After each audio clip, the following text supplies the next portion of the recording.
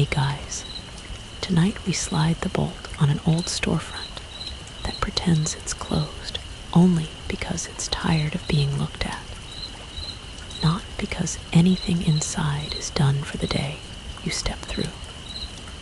And the air turns to lint and old breath. The kind that sticks in your throat like a secret that refuses to be swallowed. And yes, you probably won't survive this, but that's half the fun, right? So before you get comfortable, take a moment to like the video and subscribe. But only if you genuinely enjoy what I do here. Drop a comment with the city and the exact local time of night, because this one listens for timestamps like a tide listens for the moon. Now dim the lights, maybe turn on a fan for that soft background hum, and let's ease into tonight's journey together. The first thing the dust does is correct you, which is rude for dust. But here it is. You drag your sleeve across the counter, and it slides back in a film that redraws your careless line into a neat loop, like a signature practiced too many times by someone who isn't you. And then, very faintly, the loop shivers into a knot you don't recognize and wish you didn't notice. The second thing is the bell, which doesn't ring so much as sigh, because it knows exactly who came in.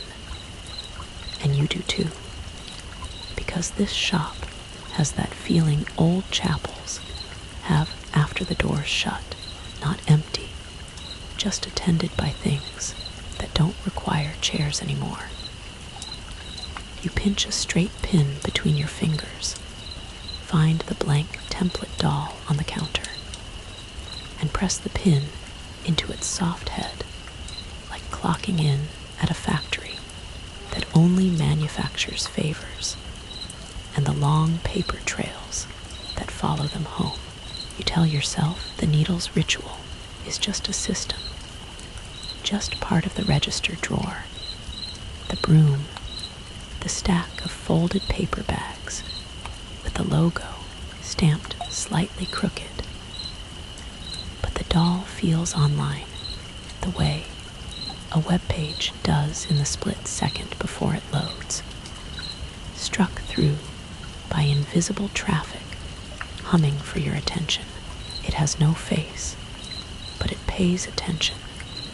It has no mouth, but you feel the inhale when you lean in, which is absurd because stuffed cotton doesn't breathe unless someone taught it how and forgot to tell you the lesson plan.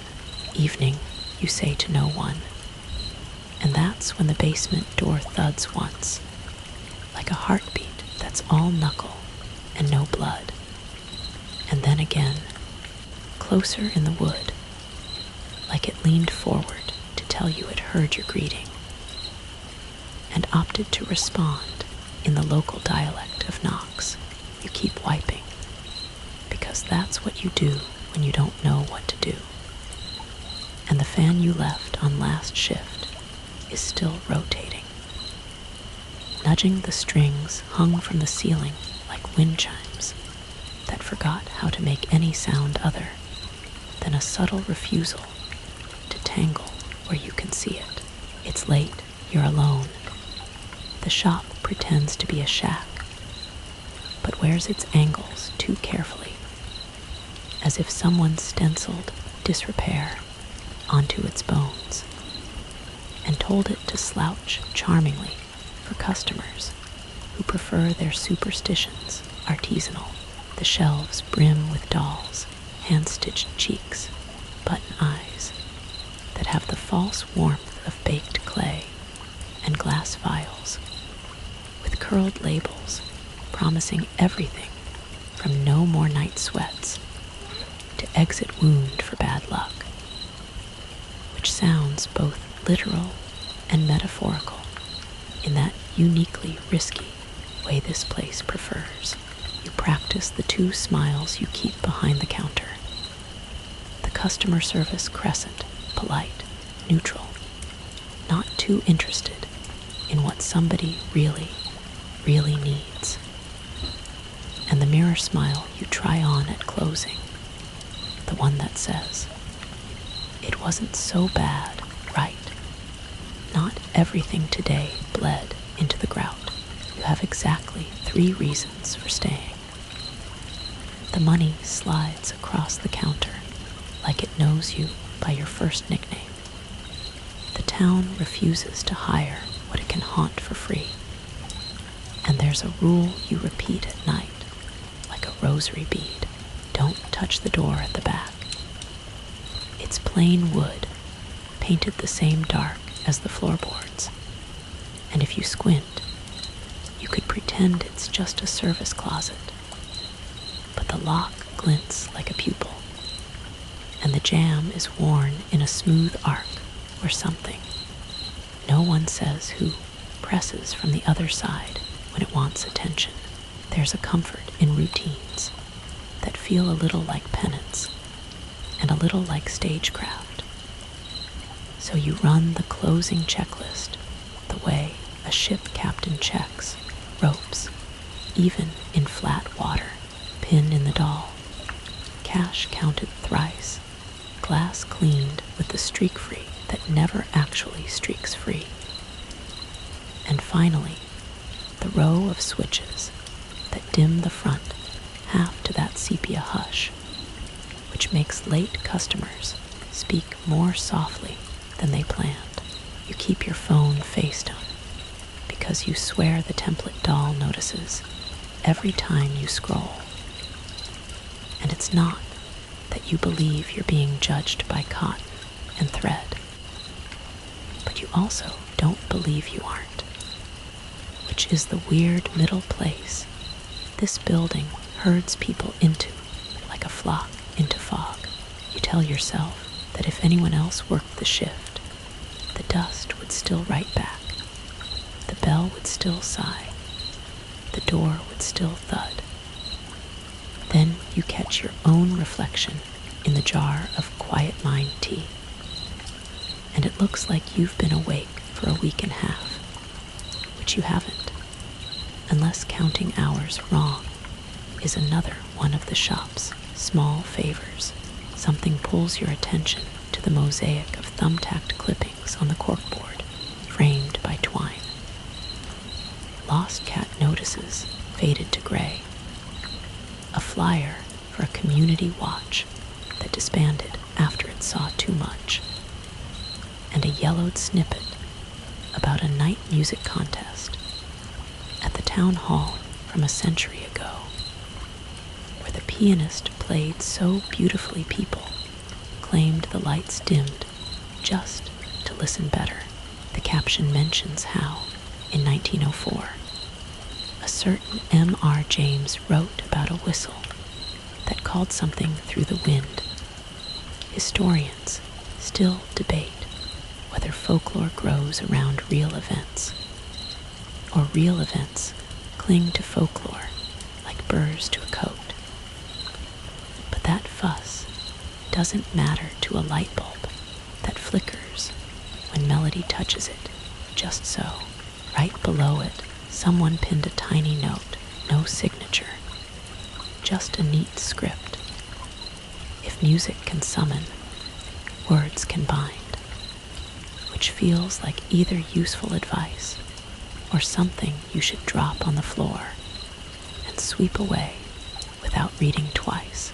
You breathe through your mouth because the shop smells faintly of cloves and older, more patient herbs that never hurry their point. And behind it all, the mineral scent of damp wood, like a pier that forgot the ocean, but remembers how to taste it.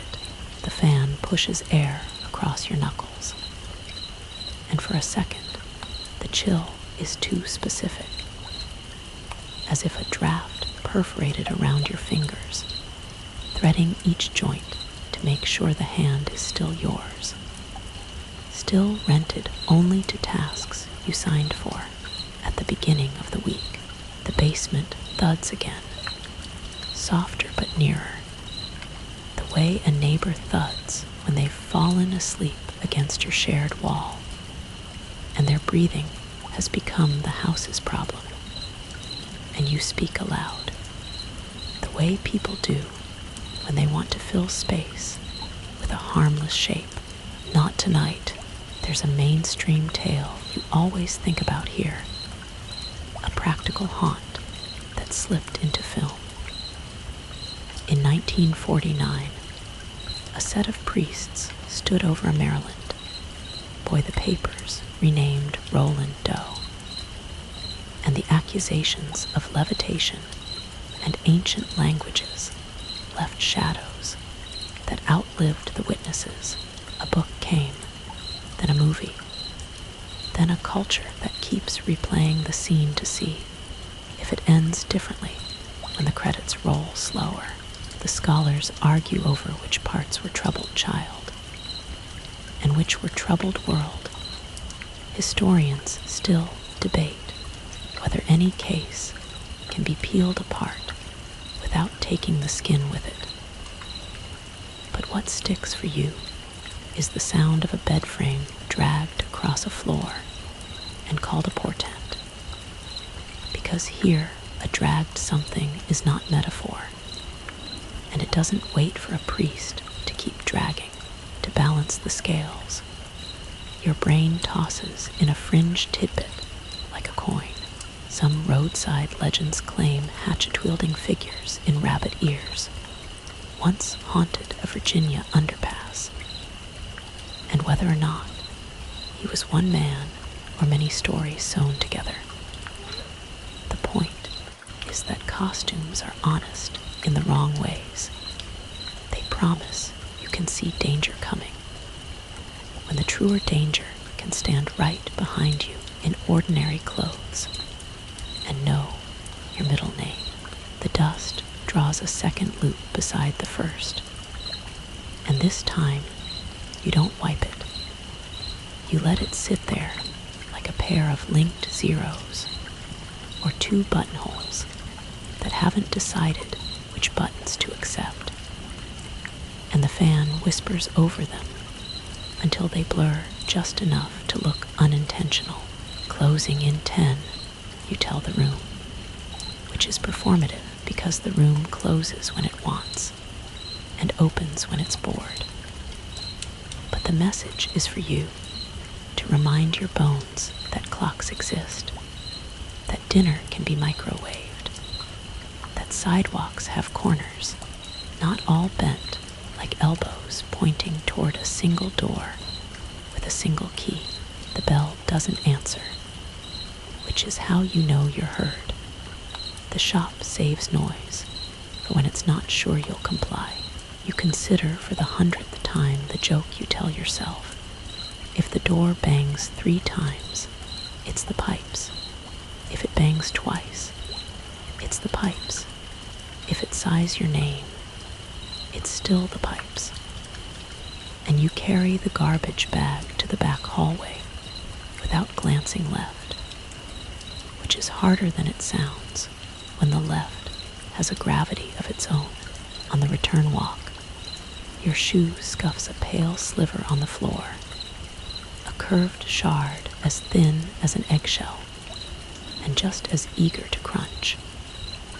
But when you crouch and turn it in your fingers, it doesn't give, and the sheen is wrong for ceramic because it's too soft, too skin-like, as if a teacup remembered being something else first and never quite let go of the memory. You put it down where you found it, because returning things to where the building expects them is how closing goes smoothly here. And you're trying very hard to have a smooth night. You can fold into a small square and slide under your pillow. 9 minutes to close. You flip the little open sign to a patient angle that suggests compromise rather than commitment. Then rest your fingertips on the counter and let the thrum of the refrigerator in the back room synchronize your breathing, which is a silly trick, but a reliable one. Easy, you whisper to yourself, to the dust, to whatever practices it's listening down in the dark. And the shop does something that would be generous anywhere else.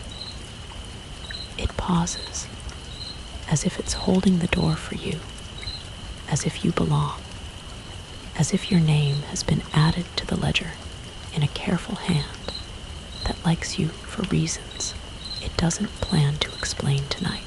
Then, with the gentlest possible rudeness, the basement answers your call with one last knock. 1, 2, and you smile the mirror smile. Because that's what you do when the water ripples and you've decided not to ask what caused it.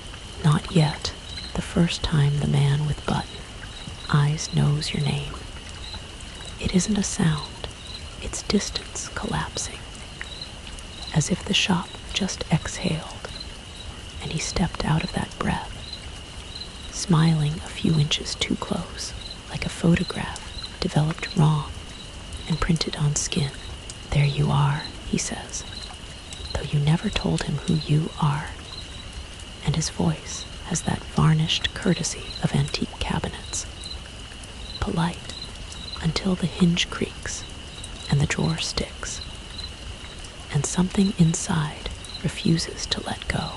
He's tall enough to cast a shadow that edits the ceiling, pale enough to make paper look suntanned, and stitched enough to suggest that the human body is a suggestion he accepted, but changed at the margins where the thread could argue back. He wears a dark suit and a tie that reads as royalty by lamplight and bruise by daylight. The kind of color that decides what mood the room is allowed to have. The top hat is theatrical, and you hold your grin steady because theater is how people like this signal terms and conditions without using small print. The stitches run under his jaw like an underline, then wrap the throat in neat, almost tender loops, the way careful hands hem a cuff when the fabric's older than the house, and the house remembers who did the hemming when he tilts his head too quick, a puppet jerk, a marionette reconsidering gravity. The thread pulls, and you feel it in your own neck like a sympathetic itch you don't dare scratch. Good to meet you, he says, and your name arrives like steam on glass, already written, already fogging the mirror from the other side. He doesn't ask, and somehow that feels like relief, because asking would imply a choice, and choices require an exit you haven't scouted yet. He's close enough for inventory. Gloves that fit like promises, shoes polished to patient shine, buttons where eyes should be that catch the ambient light and turn it into 2 neat zeros, measuring you to the decimal and finding you useful. You've met managers who read schedules like tea leaves. This one reads you like thread count, and the smile he gives you is not welcome or warning so much as notarization, a seal embossed on the evening that says the night understands your consent in the loosest terms possible. He gestures at the counter, where the blank doll sits with the pin still warming in its little skull, and compliments your punctuality, even though the bell sighed 3 times after you came in, which is this building's way of saying you are late to something you didn't know began without you. When he asks how the dust behaves, it's not small talk.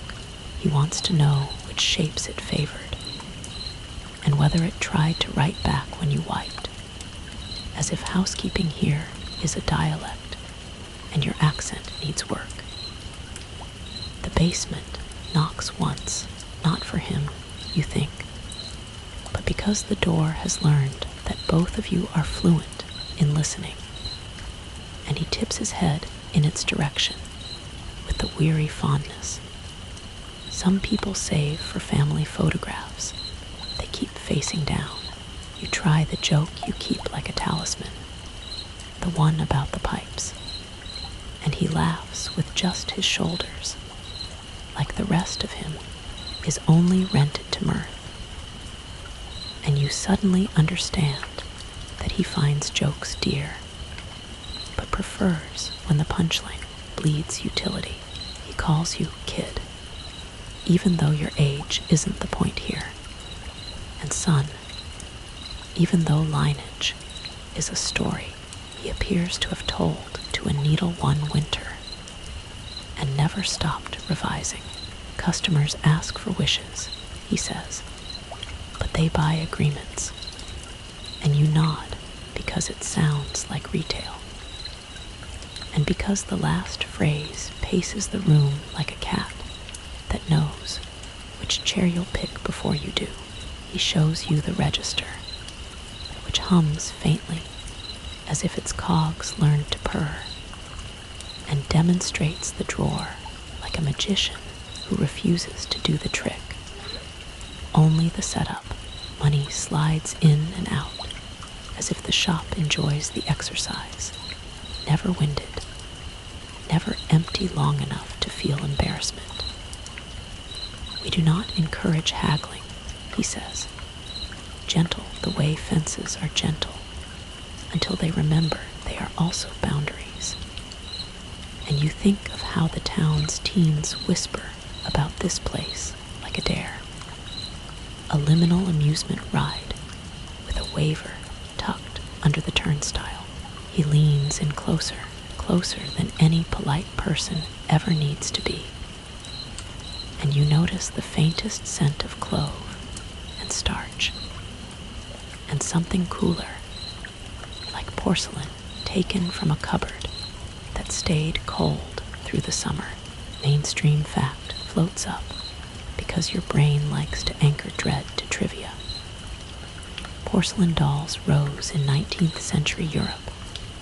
First glossy china heads, and then matte bisque faces that felt eerily skin-like luxury objects that modeled fashionable cheeks, and glassy eyes for parlors that treasured breakability as proof of status. Historians still debate whether the Victorian love for fragile figurines softened the public for later haunted doll lore, or if the lore merely colonized the silence those dolls created on mantels. But either way, the button eyes your boss wears belong to a lineage that knew exactly how to stare without blinking for a fringe note to balance the scales.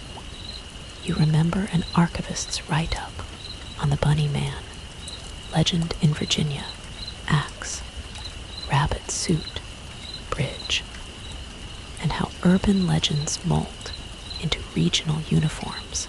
Some say a ghost returns each Halloween. Others say just a man with a costume and an appetite for trespass. But the moral always centers on thresholds that pretend to be safe because daylight knows their names. Inventory, he says, and walks you through aisles that feel numbered, but not in any sequence humans designed. Rows of dolls with couture that remembers winters, bottles that promise quiet or courage, as if those were spices you could add to water and steep through grief. He touches labels like they are sleeping pets, just enough to confirm the breathing, and corrects a bottle's angle by a quarter inch in a gesture feels like tidying and reads, like spell check. At the end of the aisle, he stops so abruptly, you almost step into his shoulder. The motion is precise enough to feel choreographed. And that's when you realize everything about him keeps time to a metronome you can't hear yet. House rules, he says, and he counts them without counting. If a customer asks for a wish, you fetch him. If a bottle asks to be bought, you ignore it. If the basement knocks and the door is locked, it stays locked unless his key says otherwise. He doesn't raise his voice. He simply locates your attention and keeps it, like a needle through cloth. And somehow the fabric doesn't tear. You nod, say, "Got it." And the words feel like signatures you practiced in the dust earlier. Only this time the loop holds. A neat knot you're not ready to name. He asks, very softly, whether you've seen the old library near the freight tracks. And when you hesitate, because the question feels like a trapdoor disguised as a trivia quiz, he smiles, as if you passed an exam he never intended you to take. Some doors, he says, are loyal. And the way his tongue lingers on the last word makes loyal sound less like love and more like gravity with a better tailor.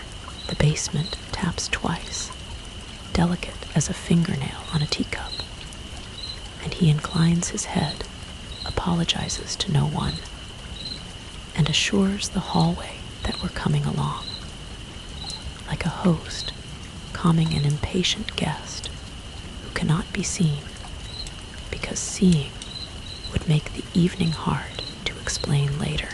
You could ask him how he knows your name, how he arrives where he isn't, why the needles thread straight through his lips without complaint. But the questions line up like bottles on a shelf, and you realize each answer would come with an invoice whose due date is now. Instead, you practice the one skill that never made you money until tonight, letting a silence be the whole sentence, so the shop can finish speaking and the dust can choose its shapes without your interference. The fan ticks, the strings sway, the button eyes hold their patient zeros, and your boss claps once, satisfied, like a conductor testing the hall before the orchestra files in. "Welcome," he says, and it lands like a stapled ribbon on a package that already contained what it declares. You are hired in the passive voice, employed by a place that keeps verbs to itself. The bell breathes, the doll listens, and behind the plain wood, the lock finishes a slow blink, as if to say that the door has added your weight to its calculus and can wait all night if it must. When he retreats to the back office, the distance widens exactly as it should, and yet it feels like being put in a pocket, snug, dark, carried by a coat that knows every turn this street will ever take. The jogger arrives with the cold air still clinging to her sleeves, the kind of person who looks at a dusty sign and treats it like a dare, a personal best to beat before breakfast. You watch the bell try to warn her with a tired little gasp, and then give up, because bells here prefer to let people write their own cautionary epigraphs. She points at the chalkboard in the window, free WISHES, and asks how it works, like she's ordering a smoothie with add-ins. And you keep your voice even while every string overhead goes still, as if the room holds its breath right along with you. Fetch the boss, the rules say. And the rules are not suggestions, so you do. And the office door opens the way theater curtains open. All at once, with a smile that was ready before the actor reached the stage. He greets her by name without asking for it, and her eyebrows do a ripple you've seen before, the blend of being flattered and being measured, like a tailor complimenting shoulders he already has a pattern for. She asks what a wish entails, and he says, no strings attached, which is technically untrue because the words have strings of their own, and you can see 3 of them loop around the counter, around her shoes, around the sighing bell, and not somewhere you can't make your eyes follow.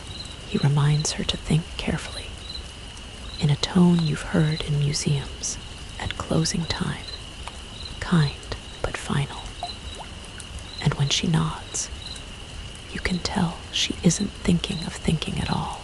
She's thinking of the finish line, of getting there first, of crossing out the problem word acne with a permanent marker. She settles on the simple phrasing everybody tries, never have acne problems again. And you feel the room lean toward the word problems, the way a dog leans toward the word walk, hearing promise, not peril.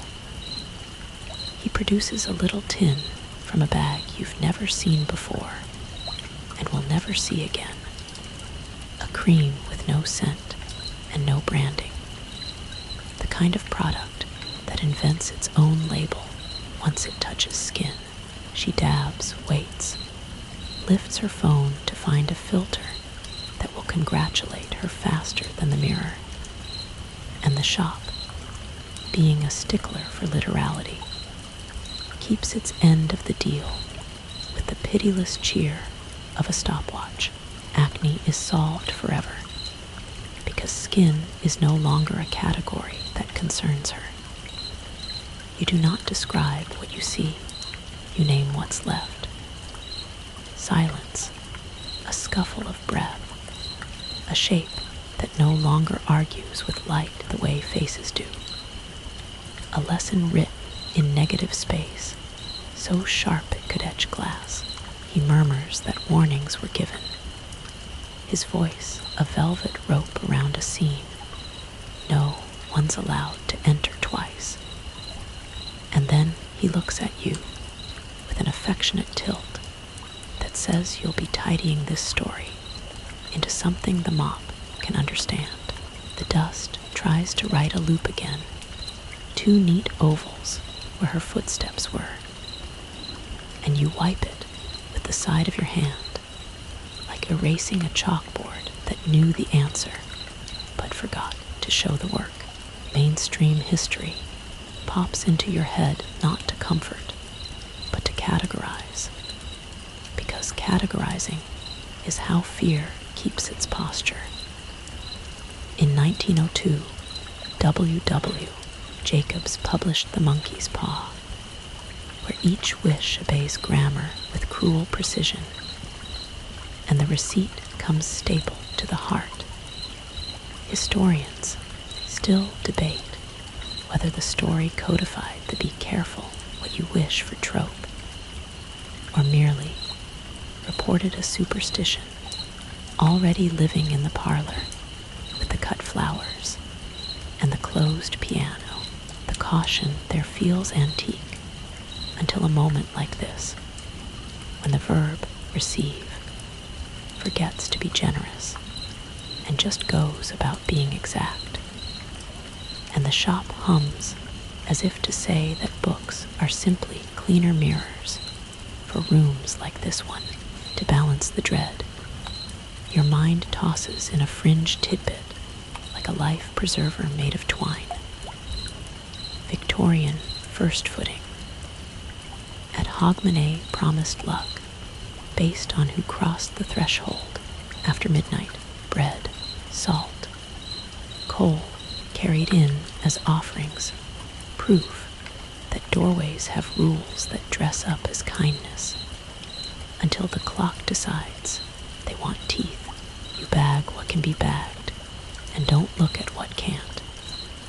And the handle cuts crescents into your palm, because handles here never quite fit the hand that holds them. He takes the bag toward the back with a host's politeness, as if escorting leftovers to a guest who couldn't attend dinner and who prefers to eat in the dark. The door at the end of the hall behaves like wood, but the lock behaves like an eyelid.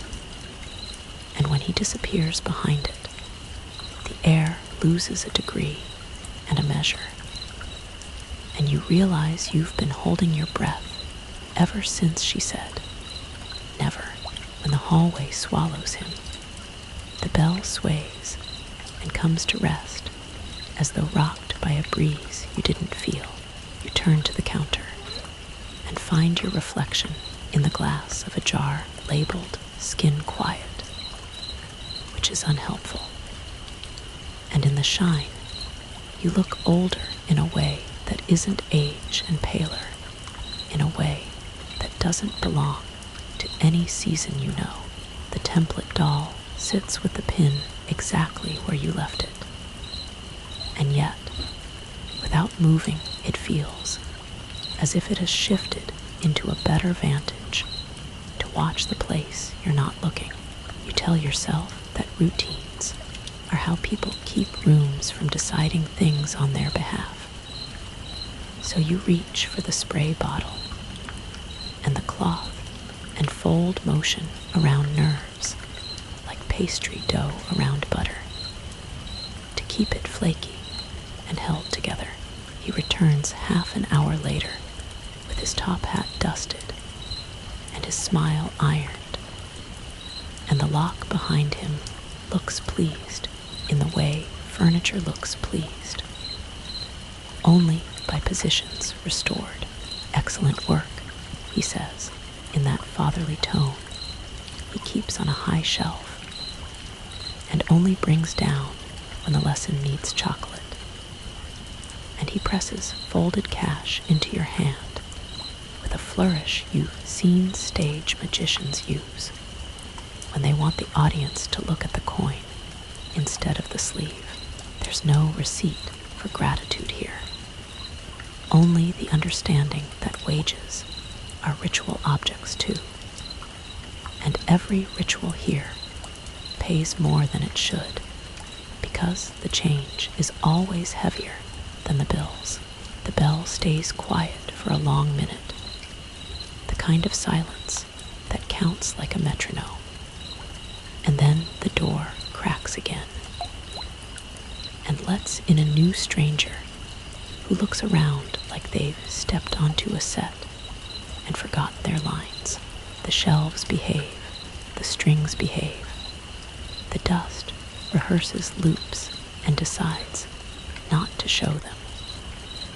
And behind your ribs, something practices the word wish in a dozen possible tenses and finds all of them a little dangerous.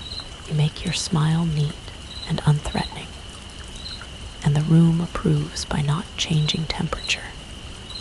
This is what passes for safety in a place that keeps its promises like contracts etched into the wood grain. Scholars would probably write about this shop as a text, argue margins and meanings, annotate the way the bell inhales before trouble. Historians still debate whether stories like Jacob's were warnings people needed, or Scripps rooms like this needed people to memorize in advance. You don't weigh in, because your job is not to argue, but to narrate without narrating, to keep the aisles straight, the glass clear, the pin exactly where it belongs. You lift the cloth, wipe one final arc, and the dust allows the line to remain for once. A small mercy you decide to accept without reading into it more than necessary. Behind you, somewhere past the hall where wood masquerades as wood, you hear the softest tap, like a teaspoon placed gently in a saucer after a long conversation that answered none of the important questions. And you realize you are learning the shop's manners, the way people learn of families.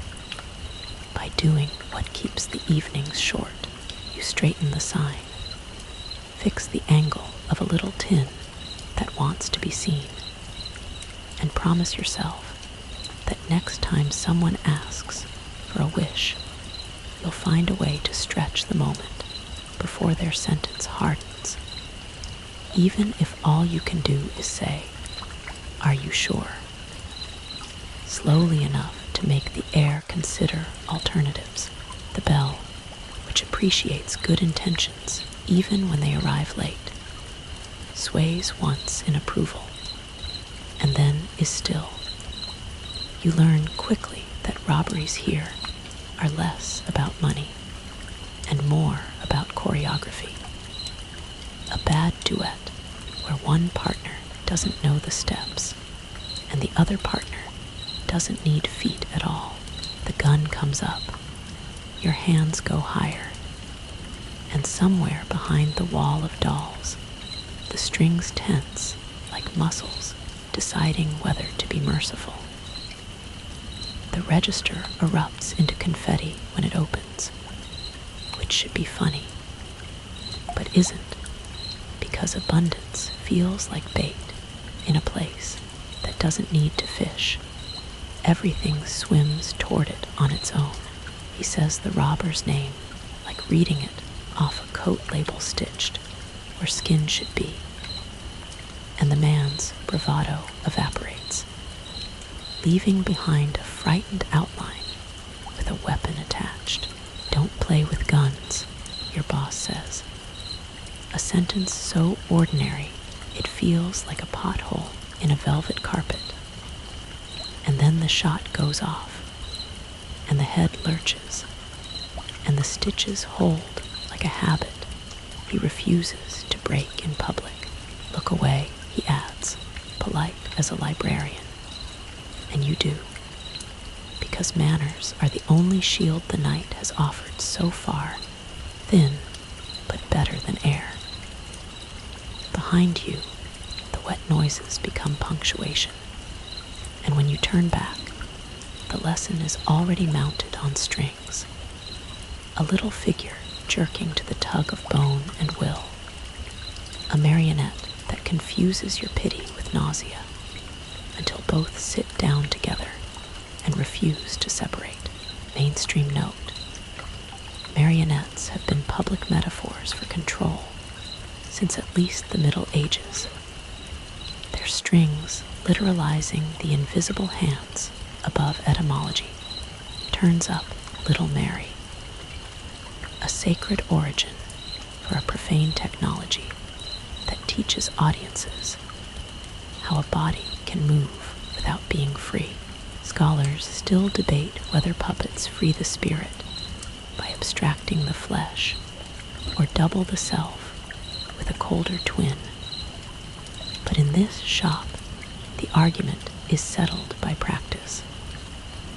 Strings don't symbolize, they instruct. For a fringe threshold fact, remember how doorways are treated like nerves in old customs. Cross without stumbling. Don't exchange across the sill. Carry the bride, so nothing evil in the jam hooks her heel rules that make entrances feel like tests with ancient graders. The second holdup doesn't even ask permission to be worse. A man runs in with a blade and panicked eyes, the kind that ricochet off glass and land on the basement door by mistake. And you know already where this is going because the door knows. everyone is going, he demands sanctuary, and your boss offers it with a flourish that reads as kindness to people who have never learned to translate basement into any language that includes exits. The lock blinks its slow eyelid, the door yawns like a polite animal, and the steps take the man the way an undertow takes a confident swimmer. As compliment, not conflict, when the banging starts, it echoes in the glass before it reaches your chest. And then the dragging sound comes, the one that makes you think of furniture in a room you can't afford, being rearranged by hands that don't have fingerprints anymore. Your boss mutters a pronoun at the door, she, and rage rucks the stitches under his jaw. A small storm he buttons up before it ruins the suit. You clock out later with a head full of splinters and a pocket containing a sliver of something pale you tell yourself is ceramic and not memory. And the night lets you leave because the night has all the time it needs. Days fold, routine reasserts, and then duty arrives wearing a badge and impatience. The officer doesn't announce himself so much as occupy the room, as if training taught him that volume is a verb with sovereign immunity. Cuffs bite, the floor meets your head, and you discover that pain here is efficient, a bulletin rather than a story. Over as soon as the dolls decide they've heard enough disrespect for one afternoon. The wall ripples with small, quick bodies, and the officer learns an old lesson the hard way. Thresholds keep different laws for different sizes, and many small teeth can accomplish what one large law cannot. He apologizes to you afterward. Your boss does, like a man who regrets a stain, but not the table it ruined. And you accept the hand up, because refusing would be a statement the room does not care to read. The uniforms, what's left of one, go into a bag that knows where bags go. And the mop, increasingly a confidant, whispers bleach and foam into seams you didn't know wood could have. You tell yourself each cleanup is a story getting shorter, a paragraph crossed out until only the title remains. And then even the title loses interest in being read aloud. On slow hours, you catch yourself studying strings the way some people study weather, angle, tension, occasion. You wonder what invisible bar holds them, how many wrist flicks make a human posture plausible enough to fool the mirror. Elsewhere, books say 9 strings can move a simple figure: hands, legs, shoulders, head, spine. But elsewhere has never tried to sell tea to a man whose wish is heavier than his wallet. A cultural footnote drifts in like a postcard from a brighter place. In Rajasthan, a Kathputli needs only a few lines to dance convincingly. Proof that fewer constraints can still direct an entire life, provided the grip above is practiced and patient. The bell's breath becomes your metronome, the dust your editor, the lock your critic. Work becomes a grammar you follow to avoid being corrected. And some days that feels like survival, and others like style.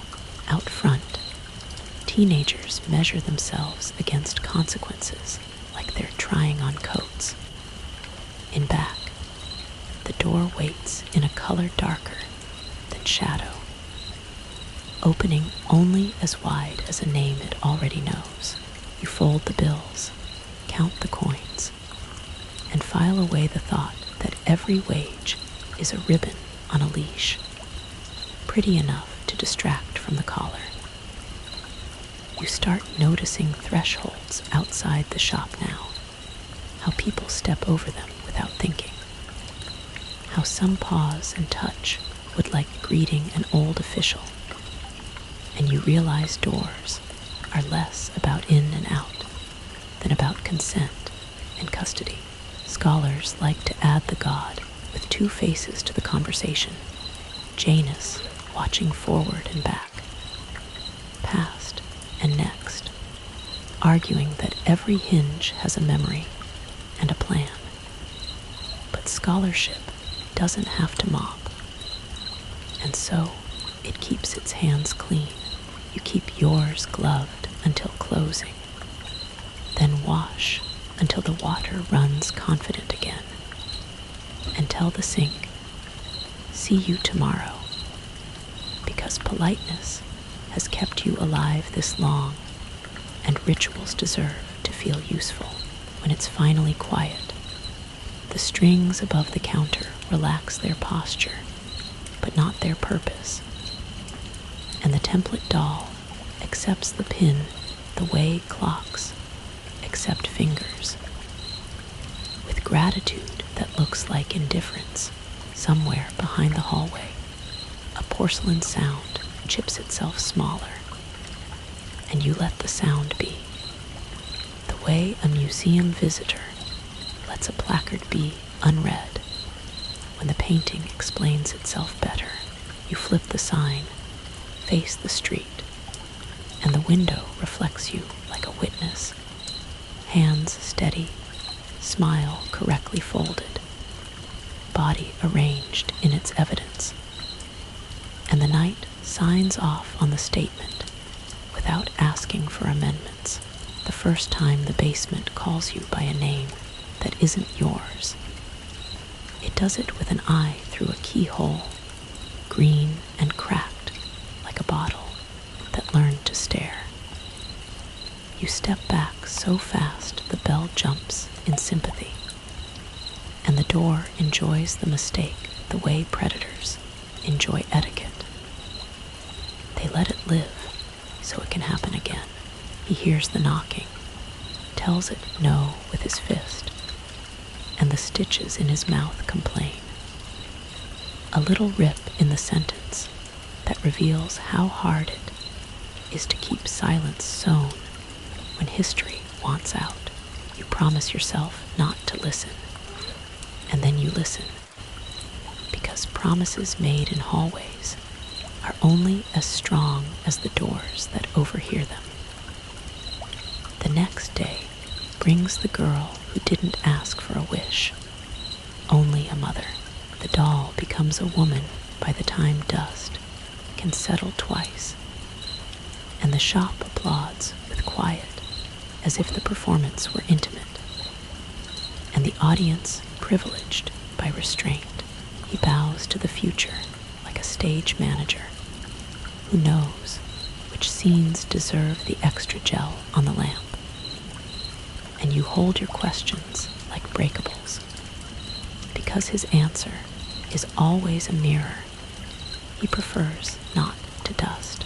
Help those that truly need it, he says, and the word truly paces the floor like a guard dog, trained to recognize only one perfume. Business returns in teenage plural, the boy with the scholarship wish, the girl with the forever demand, the friend who thinks absence can be written into traffic, the one who wants nothing and gets away on a technicality that still feels like a debt. He runs the scene like morality play and carnival combined, laughter where there should be counsel, thread where there should be talk. And you learn that intention is a tool that can sew through skin if held with enough certainty. When the door eats the conjoined mistake, The stairs drum their approval, and you become an accomplice to gravity with a mop for a conscience. Cops come, dolls object, law dissolves into accessories. This is how power explains itself here, by rearranging flesh into footnotes for rules that don't travel well outside this address. He dusts his sleeves, apologizes for the spectacle, the way hosts apologize for a draft. And you nod because hospitality is a leash braided from compliments that fit just right. At closing, the strings above your head relax by one thought, and the counter, finally clean, reflects you like a student who has learned to pass an exam without believing in the subject. Days where a groove you can stand in. And then the library goes dark like a stage that just remembered the plot twist. Laces tie by themselves. Your limbs go empty as marionette wood. And he appears with the doll that looks like you in the way. A verdict looks like a name. Inside voice, he whispers. A joke that lands like a signature. And when he taps the doll where a throat would be, your own breath behaves for him as if etiquette had always been physiology. Scholars of voice like to say ventriloquism moved from demon to demo, sometime around the Enlightenment. Possession traded for performance, spirits for stagecraft. And the only part that helps you now is the reminder that the source of a sound is a story people agree to believe. Until someone turns on the lights, morning gives you buttons for eyes, and the frightened lie about a spider. Mirrors return nothing but shine and shape. And vision becomes a kind of arithmetic that doesn't need blinking to carry digits forward. The blush arrives later, painted on by a command you didn't hear. And that's when urgency becomes geography. Addresses matter. And you run on lungs that haven't been asked for an opinion in hours. The child answers the door with wonder at your new hardware. And her new mother weighs you with silence that tries to become mercy and settles for directions. The old library near the freight tracks doesn't welcome so much as tolerate. Boards make doors into suggestions, and you enter through a window because windows are doors that forgive improvised manners. In the brittle stacks, names turn into dates, dates into headlines, headlines into fingerprints. He is Charles in pictures with both eyes and no stitches, and she is Mary beside him, captioned by a century that forgot to add what came next. You steal the photo, and the dark steals the lights back, and it would be funny if strings at your feet hadn't chosen that second to knot your exit like a punchline. With perfect timing, he catches you with your own likeness, and the doll's needle rehearses your future along the seam of your patience. He promises not death, but the tenderness of a butcher describing marbling, and sleep arrives by command rather than chemistry. You wake with buttons, later with paler hands, later with painted cheeks that tell anyone paying attention which team you now play for. And the shop's geometry starts folding you toward the counter, even when you think of other directions. When you finally throw a phone at his hat and run, it feels less like escape and more like a comma that buys a sentence one extra breath. Back rooms hold scratched-out photographs that still remember their outlines, and his office keeps a portrait of a mother whose hands knew keys, both ivory and iron, downstairs. The steps count each foot like a registrar who doesn't need a pen. The basement is colder than being wrong, crowded with bodies turned into annotations for a book. Only one person gets to read. And in the corner, Mary chews porcelain with the stubborn dignity of a statue that refuses to learn silence. She tells her version, fear-hired cruelty, cruelty overachieved, and the truth staggers between their stories like a drunk at a threshold, deciding which side of the jam will own the night. He finds you mid-syllable and removes choice from the room. The drill is older than mercy, and your hands become instruments the way stage props become characters. When someone pulls a string and says, "Believe." The saw is practical as sunrise, and then you are less, and then you are more, and then you are upright, stitched and suited, with strings through the places where decisions used to come from. He shows you a mirror that understands only obedience, and you smile at the right depth, because the smile now comes attached to the air like climate. Mainstream note: Romans kept a two-faced god for moments like this. Janus, patron of doors, thresholds, and time, whose month still opens the modern calendar, and whose keys meant that beginnings and endings were cousins, not opposites. Scholars still debate whether Janus guards or grants, whether thresholds protect or permit. But everyone agrees the hinge matters, and the hand on the key is an argument no philosophy can out-talk once the ward turns for a fringe custom that makes doorways feel sentient. Recall how old rites warned against passing gifts across a sill, lest luck fall through the crack, and how brides were carried so the house couldn't trip the new life at its first sentence.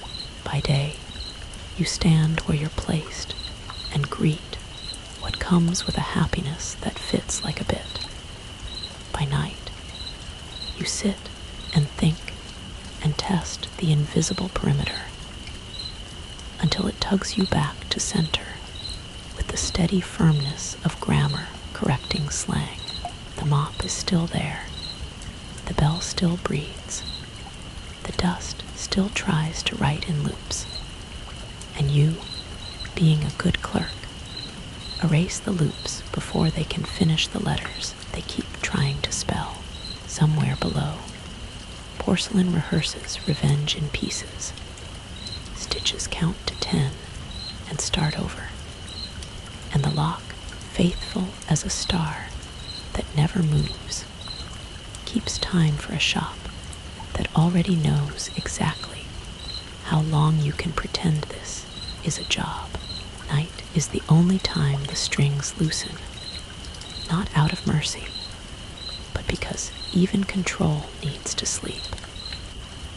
When it does, the room forgets to hold the corners so tightly, and the air allows a thought to put weight on one foot. The bell drowses, the dust chooses not to spell, and the counter, newly obedient, reflects a quiet version of a face that no longer blinks, but still insists on counting. You lean until the invisible hand tugs you back, a gentle correction that feels like being called by a middle name, and you file away the pull as data. Distance, angle, limit. The door in the hallway owns the night like a landlord who reads the lease aloud just to to enjoy the punctuation. You stand where the pole stops and speak into the keyhole, because that is the only instrument left in reach. The voice beyond says a name that is not yours, and not the shop's, Charles, and the syllables fit the lock with a click you can hear but cannot use. Names have this way of behaving like keys in old stories. Know the right one and doors forget their dignity, which is why people hide true names the way they hide birthmarks. Power enters through the same opening as shame. You test the edges, night after night, until courage looks enough like habit to pass. At the stroke where the strings feel most distracted, you whisper the name back, not loud, but true enough to be heard by something that cares about exactness. The wood answers with a strain you've only heard when he is halfway down the stairs. And for a second, the pull on your own strings slacks the way. A tide regrets itself between waves. You don't exploit the moment, because that isn't how this place pays. You log it, store it, polish it like a coin someone will demand you produce, with clean edges. Morning pretends nothing happened. He emerges stitched and smiling, complimenting your posture as though it were a choice. And the bell does its usual impression of innocence. The sign flips, the jars align, and you practice not looking at the office door the way people practice, not staring at eclipses without the proper glass. Every customer tests your grammar please, want, wish, and you decline to edit, because edits are commitments, and commitments here get filed under evidence. A mainstream memory edges in while you're making change. In tailies across Europe, the law of names grants leverage to the one who knows the deep version. Rumpelstiltskin unspooled, saints outwitting trolls, enemies undone when someone cries their hidden syllables into daylight. Scholars argue whether names have power, or whether power just likes to dress as names at parties. But the debate always ignores the practical. A mouth saying, Charles, at the right door is a tool, and tools do not need theory to hit nails. You consider the risk of speaking it when he is near, then shelve the thought with the expensive tins, the kind you only sell when the room insists. Fringe tidbit for your pocket. Thresholds keep little altars of ordinary, salt lines under mats, chalk marks tucked inside frames, old bottles under floorboards with pins, and hair to eat curses before they sprout legs. People bury them at doorways or hearths, because entrances are the places where weather meets rules, and rules need help remembering themselves. You imagine sliding a handful of salt across the sill and wonder if the shop would sneeze or smile. You imagine the bell swallowing the grains the way it swallows warnings. Afternoon brings the kind of visitor who doesn't cross all the way in.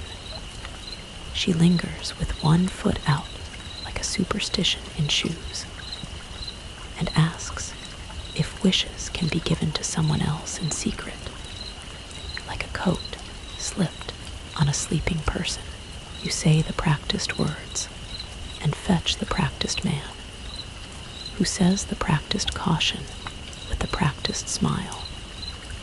And everyone plays their lines, because improvisation here gets priced in blood and thread. When she leaves lighter than she arrived, you make a note.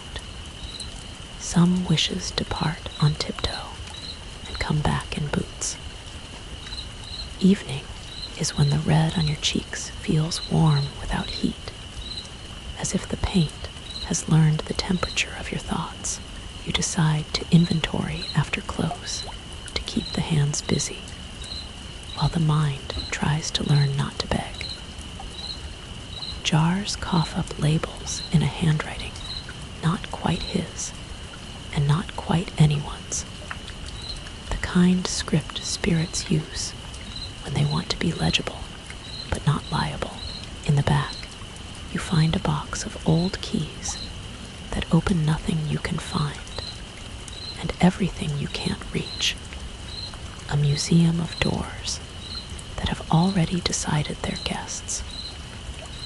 You remember the tiny slack in the strings at the precise instant, the name, and the lock agreed about reality. You position yourself the same number of scuffs from the jam, the same angle to the bell's shadow, the same breath length. The word leaves your mouth like a pin leaving a doll, Charles, and the door answers with a tremor you feel in your palms more than your feet, as if the wood had veins on loan. Something on the other side leans close enough to taste the dust between the letters, and the pull on your wrists softens to a suggestion that could be mistaken for kindness if you let it. He notices, of course. He notices everything in this house that tries to be private, because privacy and profit do not share a wall where he is concerned. Practicing pronunciation, he asks with honey in his mouth and thread in his teeth, and you perform your smile exactly as rehearsed. The way a ventriloquist shows a dummy how to look surprised. He leans, listens to the wood, and pats the lock like a sated pet. Good girl, he tells the door, and the door wears the compliment like a collar. You keep cleaning because cleaning is the only verb that never gets corrected here. It is also the only prayer the floor will accept without asking which God you mean. In the bucket, water halos the bleach like a saint with practical concerns, and your reflection in the foam looks like a witness in protective custody. The mop squeaks once, a sound like a hinge learning a new language, and you allow yourself the dangerous luxury of believing that hinges can be taught. Close comes like a verdict served with tea. He locks up, descends, and the upstairs strings sag into their night posture, less leash and more guideline. You take your measured steps to the border and say the name again, softer, like telling a secret to a jar, so the lid can keep its promise. The wood answers with a small, tired yes that only means I heard you. But tonight, that syllable is bigger than hope and more useful than fear. For once, nothing else happens, and you call that mercy even though it looks exactly like delay. You sit in your rocking chair that believes in you more than the mirror does, and you practice the other names you will need. Salt, threshold, bottle, mark, mercy, common nouns with old jobs, each one a small tool that rooms once respected. The strings hum their lullaby above, thin as spider thread and twice as patient, and you hum back, because lullabies are for the singer as much as the sleeper. Morning arrives punctual as a pendulum, and twice as indifferent. The bell breathes, The mop leans like a tired spear, and the counter already remembers the shape of both elbows and mercy, which is to say neither very well. The strings keep their daytime tautness, the practiced hush of a violin before bow, and the smile arrives on schedule, as if teeth were the shop's business card and gums an accounting note. He steps out stitched and civil, the way a courtroom wears wood, and the room performs normal like a trick deck performs random. You start measuring the pull like a surveyor of invisible weather, one pace too far and the wrists correct, one half step shy and nothing happens except the particular silence that means the shop is listening. Data accumulates in your bones, a ledger written in tendon, distance, angle, bell shadow. The exact second the lock descends from etiquette to appetite. When customers come, each wish tests the load-bearing capacity of language, and you watch nouns try to do verbs' jobs until thread arrives like policy. A mainstream note stirs under the register's clatter. In many traditions, the puppeteer is a sutradhar, literally, holder of strings, a title that admits what polite theater hides, that the story moves because someone above says so. Scholars chart puppetry's reach across continents, praising marionettes for articulation, the extra joints that make gestures persuasive, and suddenly articulate sounds like what a body becomes when it no longer owns its voice. The thought is not helpful, but it is accurate, which is why it won't stop showing up for work. Afternoon slackens into dust and arithmetic. You count bills you didn't earn and hours you can't spend, and all of it tallies to a total you refuse to pronounce. The office door stays closed like a bruise stays purple, and the basement door looks pleased with itself, which is the sort of projection that becomes true in places like this.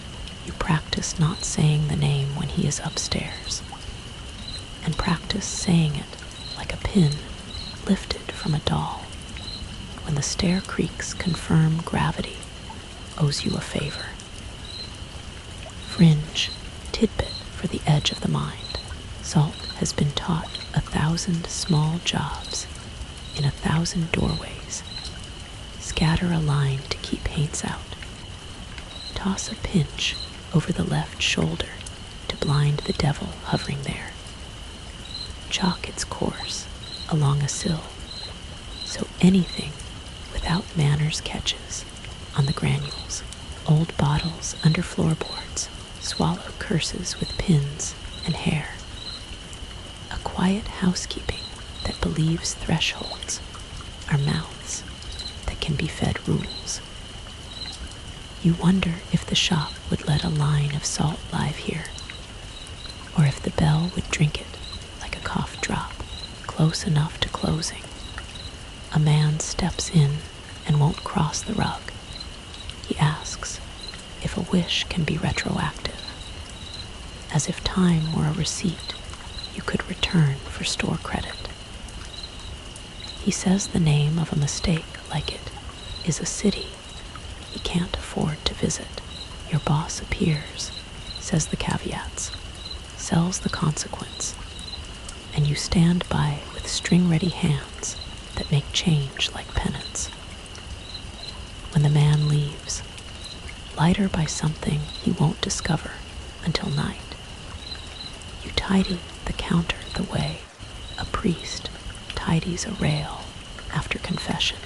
After the sign flips, you take the minute the strings offer you and spend it like contraband. A circle of salt no bigger than a dinner plate, traced at the mat's edge where scuffs have written a poor man's halo. It is a bad idea, which is often the same thing as a necessary one. The pull tightens the instant the last grain falls, then pauses, as if reading fine print. The bell clicks once, a throat clearing, and nothing else happens except your breath remembering it owes you oxygen. He comes up from below later, with thread in his teeth and civility in his pocket. His eyes drift to the salt, and then to you. And the smile does not change, but the room does. Housekeeping, he says. Like the word is a game piece he can move anywhere on the board. And you give the yes he purchased, because the strings prefer receipts to apologies. He doesn't kick the line. He steps over it without looking, which is worse, because contempt is sturdier than anger and harder to carve. You wait until he's swallowed by the stairs again, and say the true name into the door seam, quieter this time, like borrowing a book you intend to return uncreased. The wood warms a fraction, temperature measured in courage rather than degrees. And from the other side, a porcelain whisper threads your way. Almost. Almost becomes a place you can stand for 10 heartbeats before the pull reminds you who signs your circulation, mainstream aside, because thoughts need anchors. Spilled salt bought 1,000 remedies in kitchens where superstition and survival share aprons. A pinch over the left shoulder for the devil there. A sweep and bury for the luck fallen out. A lesson that protection is often ritual plus reach. Scholars call it apotropaic, turning away harm with marks, lines, bottles, thresholds that bite back. And academics love the term because it keeps blood tidy on the page. In practice, it's the humility of little walls, honest enough to admit they only work until something taller arrives. Night finishes its paperwork. The strings relax to guidance, not command, and the chair accepts you with the patience of old wood that has carried worse. You practice the inventory of small weapons. A circle, a name, a habit, a hinge, a silence that knows which syllables to keep unspent. Somewhere below, porcelain files itself sharper against stone, and the lock holds its breath like a coin, about to decide which face is mourning. Morning breaks like a polite knock. 3 taps on bone. The bell clears its throat. The mop leans in to listen, and the counter rehearses amnesia so it can be surprised by blood again later. Day strings are stricter than night strings, tuned to bright obedience. The smile arrives on cue and parks across the mouth like a reserved sign at a table nobody asked for. He checks the till, the jars, the air, and finally the door. The way a jailer checks the dream his prisoners might try to walk through. You keep your measurements quiet. 2 paces from the bell's shadow is permission. 3 is correction. 4 is sermon. The wrist tug is a ruler with no inches, but lots of discipline. The name sits on the tongue like a pin sits above cloth, ready to decide whether this is tailoring or sabotage. You do not drop it while the hat is in the room. When customers arrive, Language does its circus, wish balancing on the back of want, while need juggles the consequences, and thread applauds from the rafters. A fringed tidbit threads itself between sails. Old houses were once signed against bad company, with hexafoils and Marian letters, overlapped circles to confuse, VV to invoke, taper-burned kisses on jams to scold anything that tried to slip in unannounced. They were scratched where weather becomes law doors, windows, chimneys, because thresholds are where rules get negotiated, and mischief brings a pen. Folklorists call them apotropaic, not because the word is friendly, but because it means turn away, which is what every doorway prays to do without hurting anybody's feelings. You try one discreet mark with a dull nail inside the frame. Nothing fancy, just a daisy wheel so small it could pass for a nervous habit. The wood accepts it, the way.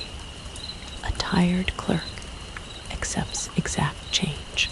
The air pauses long enough to be noticed, and then pretends it didn't.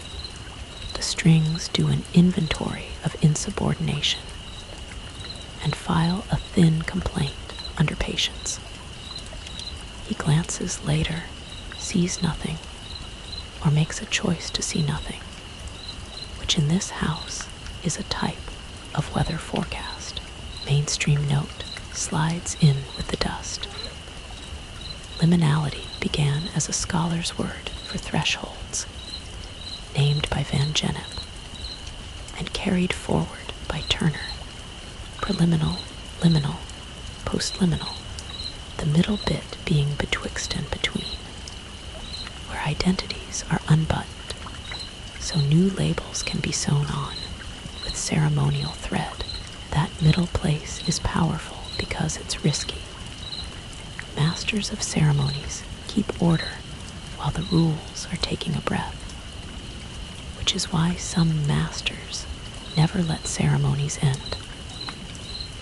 A shop like this is a permanent middle, a rite that refuses to graduate its initiates. Afternoon comes with a woman who wants a cure to be retroactive and painless. He sells her a lesson with a bow on it, and you ring up the bow because the lesson isn't priced for tills. She leaves backward, which is how some wishes prefer to exit, and the bell tastes the difference like a palate that has learned to grade exits. You mop a path that wasn't dirt yet, the way a precaution cleans a future it hopes to cause. At close, you draw a new salt ring under the mat. Not a circle, but a hinge, 2 short lines, one long, because doors are arguments and hinges are how they decide without shouting. The tug at your wrists tightens, then eases like a parent remembering to trust the shallow end. The bell clicks once, a punctuation mark that declines further comment. You exhale on purpose, a risky luxury in a room that charges for spontaneity. He returns from below, stitches glossy. Civility pressed, the glance hits the hinge of salt and slides off like oil meeting water, neither converted nor impressed. Decorative, he says in the tone wallpaper deserves, and steps past with the confidence of someone who believes thresholds love him personally. The room watches to see if the line will ask for an apology. It doesn't, which teaches you something sad about modest protections. When the lock eats him, you take up your station at the border and spend the saved breath. Charles, you tell the seam, like tapping the lid of a jar to wake its threads. The wood warms the width of a knuckle, and from the other side, a porcelain syllable arrives unbroken. Key. You touch the pocket where the stolen brass lives in memory more than metal, and the pull on your strings loosens enough to let the thought finish itself. Scholarly cue, brief and sharp, which marks and threshold rights signal that danger and possibility live in the same doorway. Symbols aim to sort which face gets in and which gets turned away. Anthropology names that in-between power liminal, then writes long about masters of ceremonies, because whoever holds the key decides whether transition is gift or sentence. In shops like this, the master is also the ceremony, which is the problem. Night lends you its little mercies, chair, breath, arithmetic of scuffs, and you work the plan small first, more marks, hidden where only thresholds look. A salt hinge thickened by a second pass. A whisper inventory of nouns that used to be tools. Bottle, hair, pin, chalk, patience. Above you the strings hum a liturgy of ownership. Below you the lock hums back. A counterpoint that suggests the hinge has learned a new note. Morning arrives with its careful handwriting. The bell dots its I. The mop crosses its T. And the counter pretends not to remember what red looks like when it runs. Day strings cinch tighter than truth in a courtroom. And the smile follows orders like a uniform. He inspects thresholds with a landlord's affection and a locksmith's contempt. The hinge of salt stays where it was left, unremarked the way a warning on a familiar road becomes scenery. Inventory is safer than hope. So inventory is what happens. Shelves, jars, labels that refuse to smudge. The silent grammar of a shop that conjugates debt in the imperative.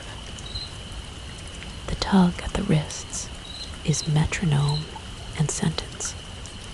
2 scuffs from the mat equals permission to breathe like a person. Instead of a pronouncement, the name waits on the tongue the way. A pin waits on a seam good or ruin, depending on the next inch. A mainstream note intrudes like a footnote with ambition. Daisy wheels, hexafoils, are scratched into thresholds from barns to churches. Circles upon circles to catch what travels in straight lines.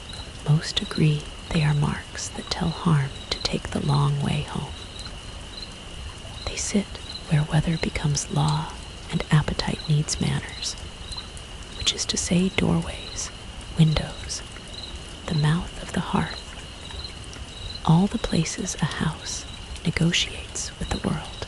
The sight of one, tiny and shy inside the jam, makes the room hold its breath, then pretend it didn't. Business performs its rehearsed cruelty. A customer tries to purchase forgiveness wholesale, which never goes well.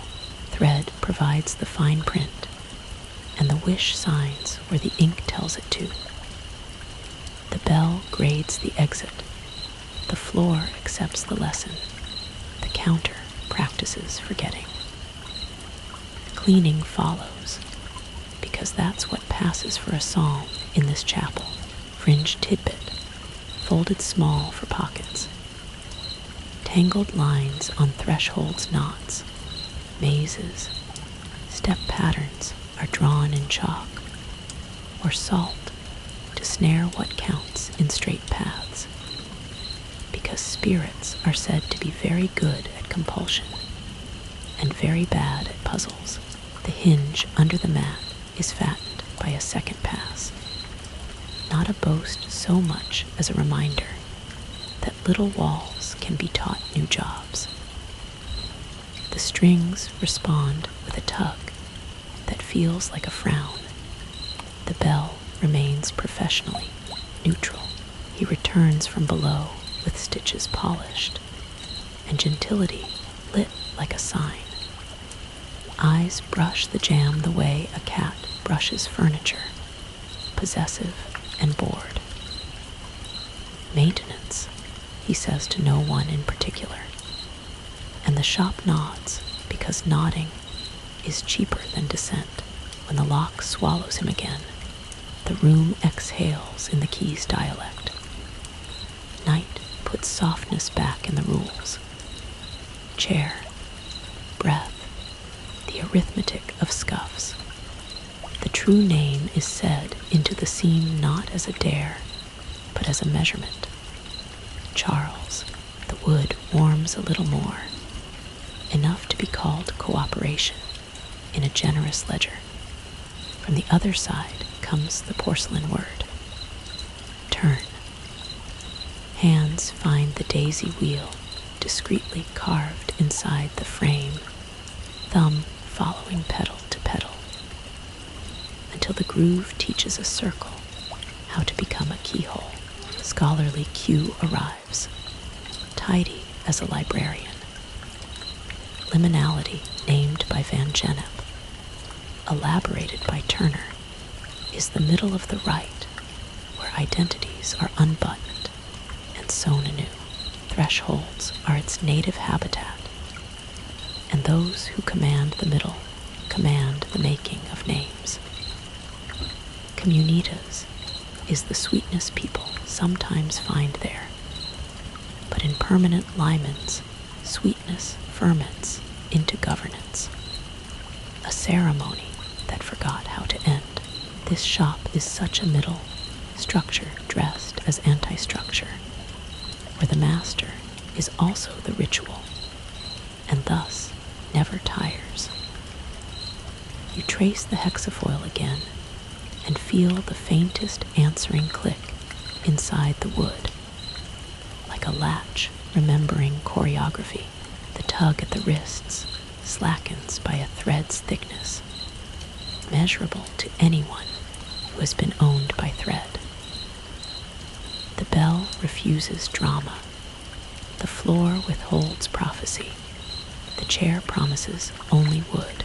The lock, however, hums a new interval, small, precise, and useful. Plan, then, not escape, which would be an announcement, but erosion, which is patient and impolite in the correct ways.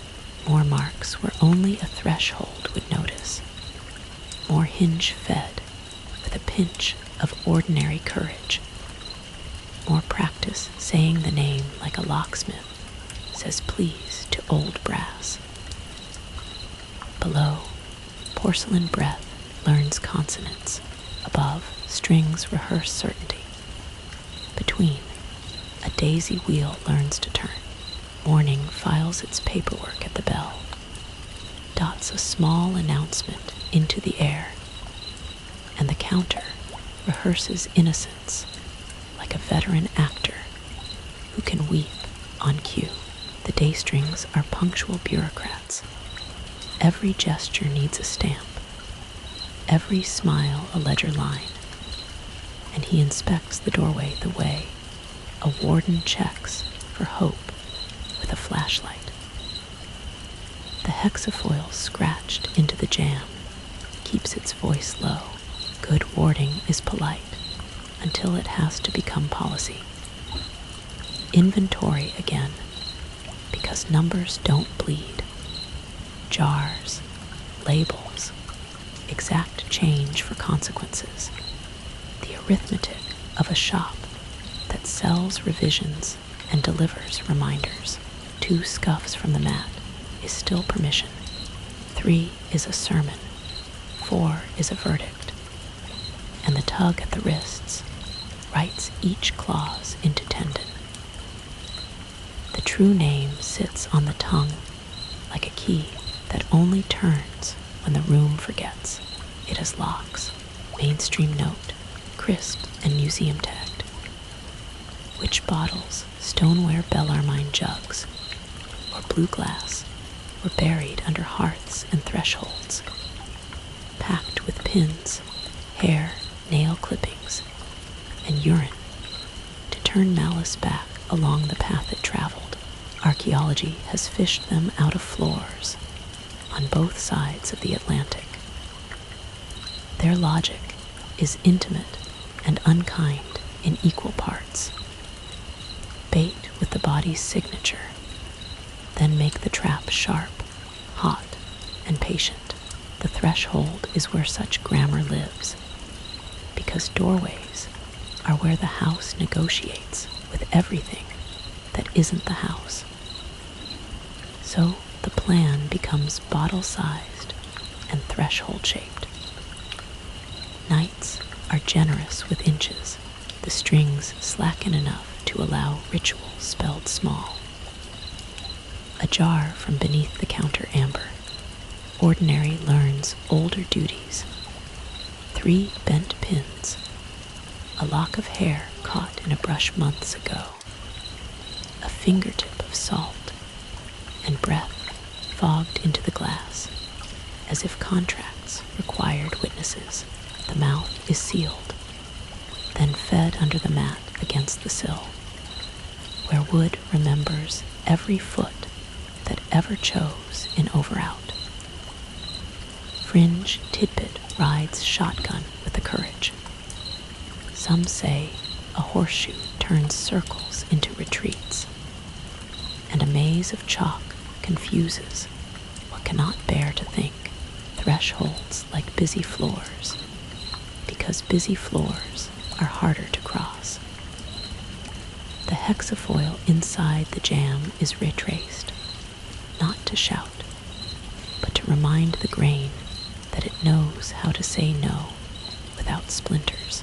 A second hinge of salt is pressed thin as a whisper where the bell's shadow falls at dusk. He notices by not noticing, which is its own kind of attention. Housekeeping, he calls it, when eyes pass the jam and fail to stick. The room listens for reprimand and receives none, which is how small civil wars begin. When the lock eats him, night unbuttons the rules to the waist, and breath can afford to be ambitious. Charles into the seam, then softer turn. The wood warms a knuckle's worth and replies with a click so faint it needs belief to be measured. The strings pull, but less like shackles and more like etiquette. And etiquette is a system that can be confused by manners it did not invent. You sit because chairs are older than panic and have seen worse leverage attempted upon them. Scholarly, Q arrives with librarian posture. Apotropaic marks, daisy wheels, Marian sigils, cluster where people pass, scratched by compass and habit across beams and jams. Interpretation varies, but the prevailing thesis is protection addressed to movement itself. Thresholds are ritual's native habitat, say the encyclopedias of old and new, because change prefers a doorway to a declaration. Bottles, marks, salt, the modest tyranny of little walls, compose a grammar for telling trouble to take the long way home. Closing time commits to the page. The bell signs, the mop initials, and the mat hides its embassy in glass. Below, porcelain rehearses a syllable sharp enough to pry. Above, thread practices certainty with a needle's patience. Between them, the jam thinks in circles, and circles are how some doors learn to disagree with their keys. Morning signs its name where the bell keeps the guest book. The counter practices innocence, and the mop waits like an alibi that has already learned its lines. Day strings cinch like careful grammar. Each gesture finds its clause, each smile its period, while he scans the doorframe as if thresholds were employees who sometimes take unscheduled breaks. The daisy wheel inside the jam hums a quiet geometry, a circle pretending not to be a lock. The math of jars and labels outruns dread for an hour. Exact change is a liturgy with receipts, and the tug at the wrists keeps time like a metronome that prefers commands to music. 2 scuffs from the mat is still permission. 3 draws attention. 4 invites sermon. So the feet speak in 2s, and the hands rehearse stillness. Names remain sheathed like knives in polite pockets. Mainstream note, knotted and archived, a witch's ladder cord braided or knotted.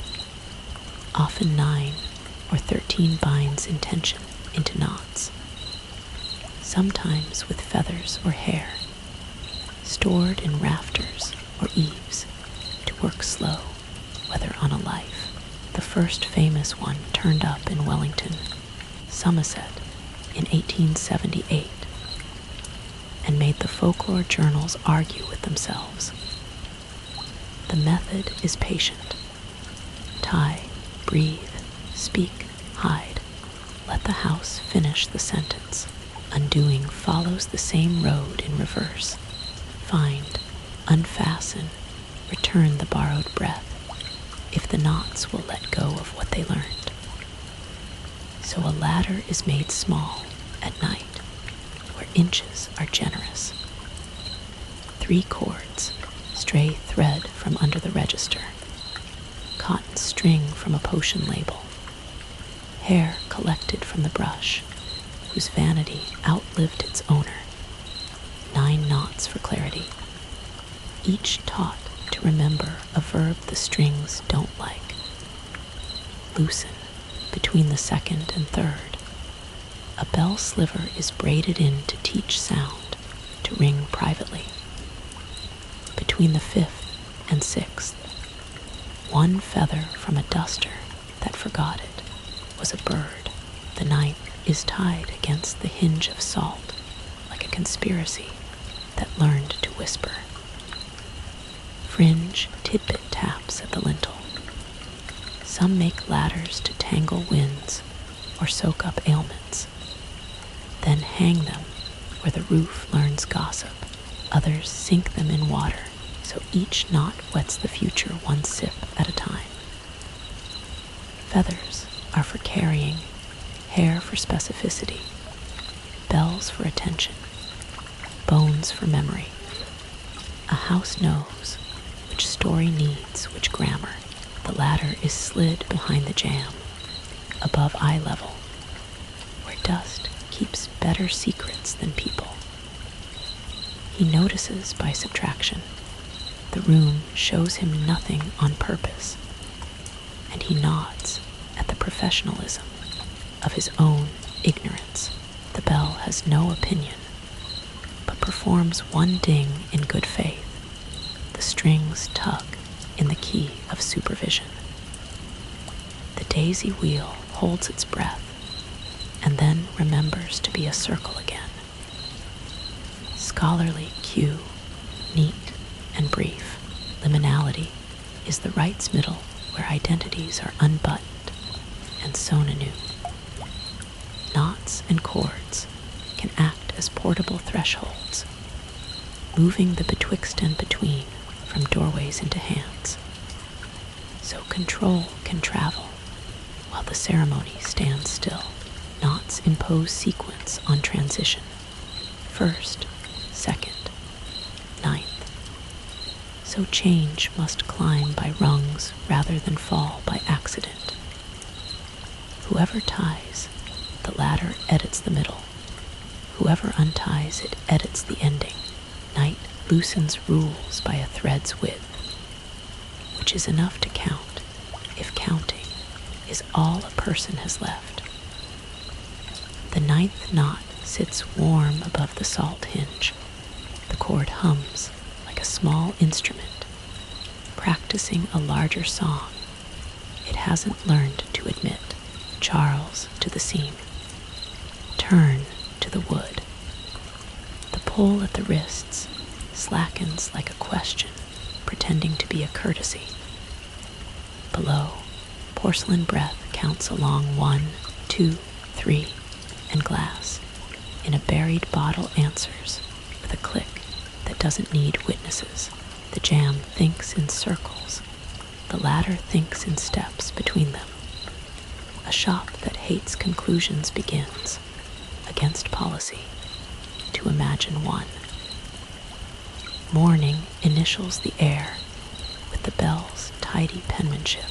The counter pretends to be a table and not a witness, and the mop waits backstage. Already damp with apologies, it plans to deliver on cue. Day strings are punctual as ever. A bureaucracy of tug and release. He inspects the jam like a foreman counting rivets on a bridge that spans between names. The daisy wheel carved inside the wood keeps its geometry small but complete. A circle that refuses to agree with straight lines. The arithmetic of jars outruns dread for a while. Labels face forward like uniforms, and exact change says please and thank you in the only language the register respects. 2 scuffs remain permission, 3 a warning, 4 a sermon. So the feet speak in twos and breathe between clauses, as if grammar were a survival skill. The true name sits behind the teeth like contraband daylight, mainstream note, drawn in chalk and museum tags.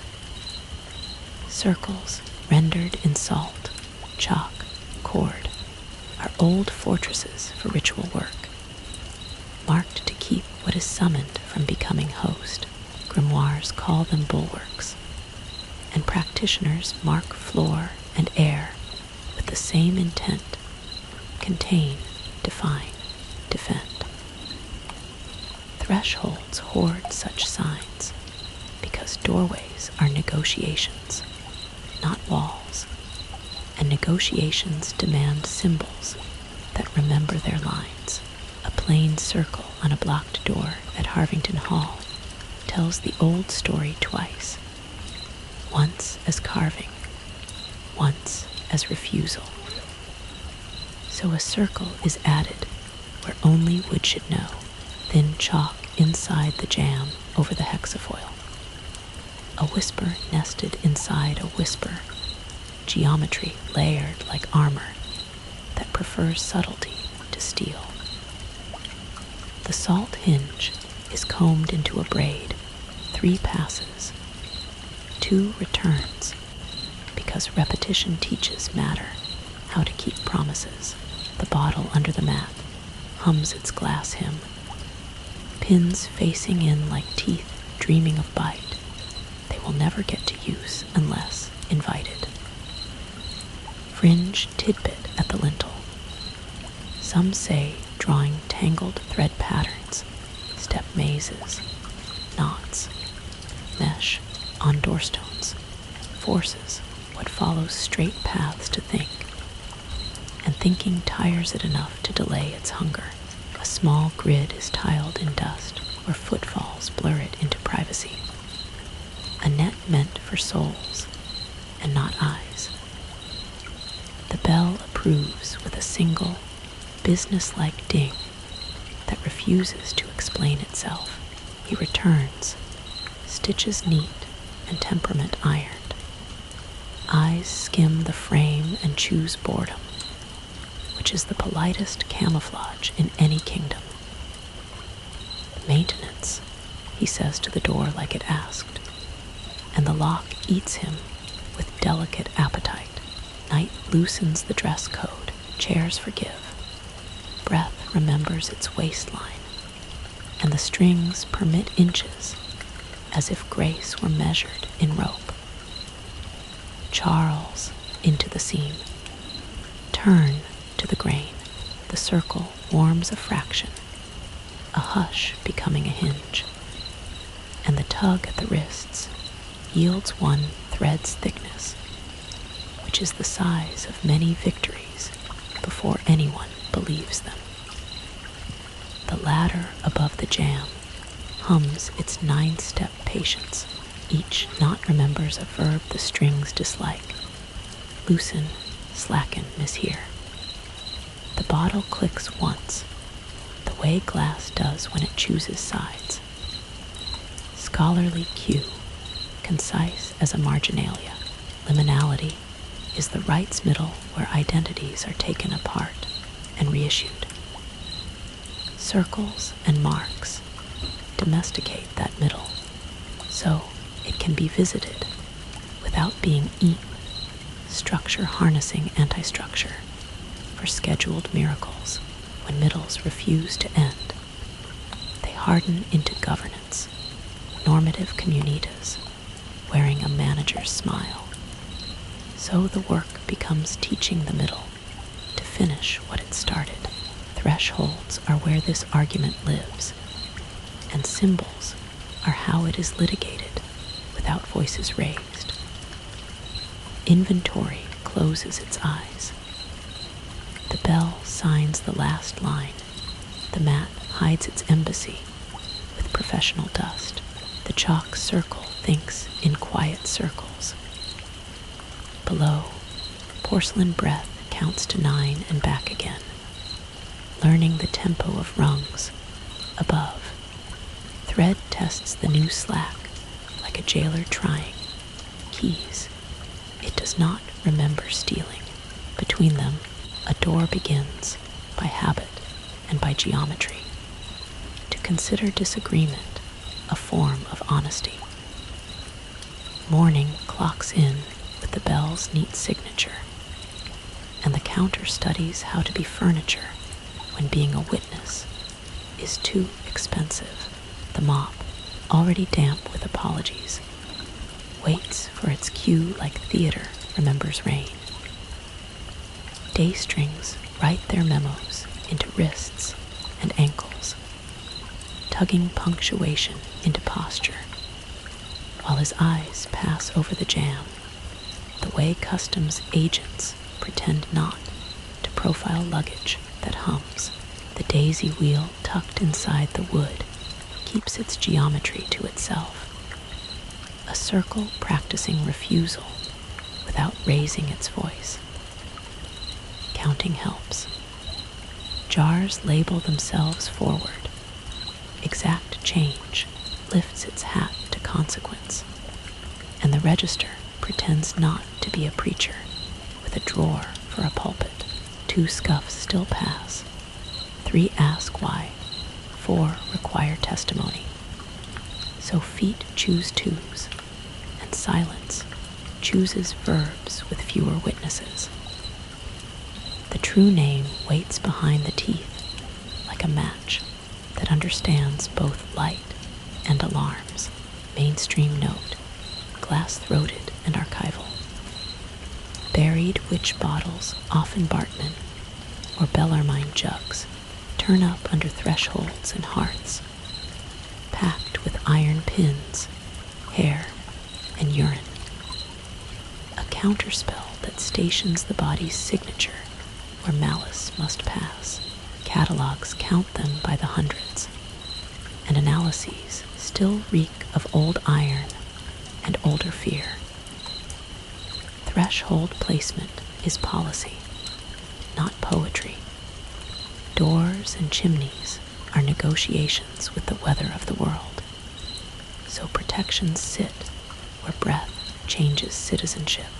pins matter because iron has reputations in room's folklore, remembers longer than laws do. The bottle under the mat keeps its counsel, teeth inward and patient. Above it, the chalk circle nested in the daisy wheel adds quiet geometry to a sentence that refuses to end. The ladder hidden above the jam hums 9 notes of loosening, a scale taught to small rope by larger necessities. The salt hinge waits like a polite threat that only needs to work once to become policy. Fringe tidbit wraps its knuckles on the lintel. Some houses keep poppets as decoys, blank dolls dressed with borrowed signatures. To siphon strike from true targets, a template smiles for knives, so the room doesn't have to. Others sketch endless line wheels to confuse what cannot cross what it cannot finish, lines that fold pursuit back into the chalk that offered it a map. In busy thresholds, confusion is not cruelty, it's crowd control for things that don't queue. He returns, stitches tidy, temperament ironed, and performs boredom at the jam, which is how professionals admire a trap without admitting it is one. Housekeeping, he says, and the door obliges, eating him with ceremony. The bell nods its single amen. Night loosens its tie, chairs forgive, breath takes up more room, and the strings allow inches, as if mercy were paid by the yard. Charles into the scene, turn into the grain. The circle warms one decision's worth. The ladder hums rung 5 like a question that already knows. The bottle clicks once, glass agreeing to a smaller future for something that hates small futures. Pins pivot like iron, deciding to be a language. The tug at the wrists goes from command to etiquette, and etiquette is famously nonviolent until it isn't. Scholarly cue, clean and brief, apotropaic marks, daisy wheels, mesh, Marian monograms, are architectural spells, concentrated at Lyman's. They domesticate liminality, so the betwixt and between can be crossed without paying the toll in kind. Bottles externalize the body to guard the body, a substitution that lets structure borrow anti-structure's teeth without swallowing its stomach. Puppet logic is the inverse. Internal strings relocate the threshold inside the skin to ungovern the body, move the liman back into the door. Inventory closes its eyes and signs anyway. The bell drafts a minimalist affidavit. The mat keeps its embassy. The chalk thinks in circles that teach wood to contradict keys. Below, porcelain voice counts to 9, back down to 1, and learns the tempo of rungs. Above, thread tests slack like a guard jingling keys it did not issue. Between them, disagreement ripens into procedure, and procedure is how small rebellions learn to stand on ledgers. Morning signs the ledger with the bell's one-line signature. The counter practices furniture, not testimony, and the mop waits wings folded, as if water could pass for grace on short notice. Daystrings file their requests through wrists and ankles, and he audits the jam like a taxman who enjoys arithmetic more than mercy. The daisy wheel keeps 6-fold secrets in the grain, a hexafoil practicing refusal, where doors pretend to be simple. The arithmetic of jars outpaces dread again.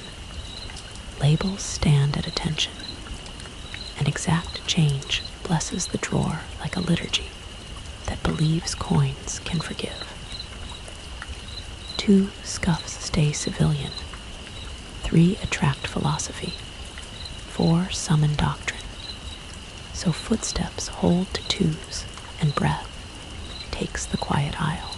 The true name keeps its matchstick hush behind the teeth, because fire is punctual, and witnesses are not. Mainstream note, carved, catalogued, and patient. Witch marks, hexfuls, Marian meshes, burn stops crowd the mouths of houses, scratched near doors, windows, and hearths, to intercept whatever travels without knocking. Their distribution reads like weather on timber. Most common at openings, sometimes doubled or braided, sometimes cut into plaster that learned to keep a secret for 3 centuries. The geometry is simple on purpose. Circles are instructions the wood can remember when people forget. So the circle wears another circle. Chalk nested over the hexafoil like a whisper inside a seal. Lines drawn thin enough to pass as dust. If law ever learns to see magic, the salt hinge is combed 3 down, 2 back, because repetition teaches matter to keep its promises, even when frightened. The bottle under the mat holds iron in its mouth and breath in its belly. A quiet machine for telling harm to misplace itself. Fringe tidbit knocks once at the lintel. Some say a blank poppet on the counter eats stray curses for the house. A doll-shaped decoy dressed with borrowed hair, so knives choose cloth over names. Others tell of demon-trap mazes scribed in hidden places, loops that invite pursuit to follow lines, until hunger forgets its own address. In busy thresholds, confusion is logistics. You can't feed what you can't orient. He returns on schedule, with stitches ironed.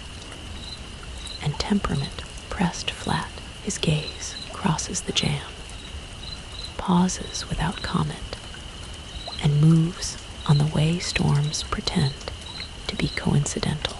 Routine, he tells the door as if doors filed reports, and the lock performs its small miracle of selection. Night unbuttons one rule: chairs forgive. Breath becomes elastic, and the strings allow inches like a parole, with good handwriting. Charles to the seam. Turn to the grain. The chalk warms by a syllable the hexafoil holds. The nested circle hums the note doors use when they disagree politely. Above the jam, the ladder keeps 9 verbs coiled loosen, slacken, mishear, and lets the 5th one breathe a little wider than regulation. Below the mat, glass clicks once. A bottle's way of voting in a meeting.